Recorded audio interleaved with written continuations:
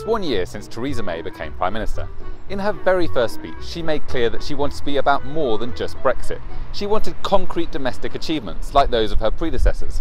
Tony Blair, in his first year, introduced the minimum wage and gave independence to the Bank of England. Gordon Brown nationalised Northern Rock.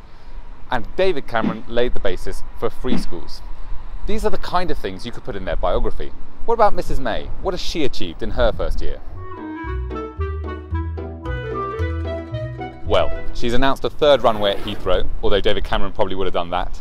She's continued with high-speed rail 2, with new Trident submarines, and with a higher minimum wage, although David Cameron probably would have done those things as well. Her defining policy was meant to be an end to the ban on new grammar schools, but that was actually binned after the disappointing June election.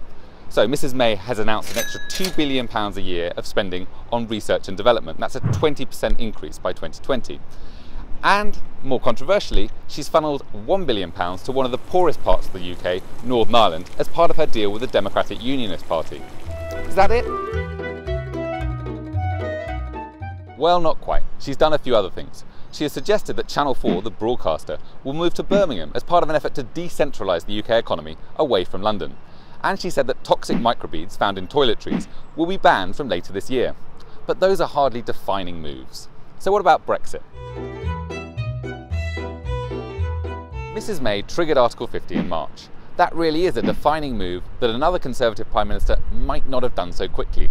Vote Leave had suggested Britain should wait before triggering the 2-year countdown. Mrs May has also said that Britain will leave the European Customs Union and single market. If those things happen, they will be her legacy. But she wanted to be about so much more than Brexit, and her first year hasn't given her much of a platform.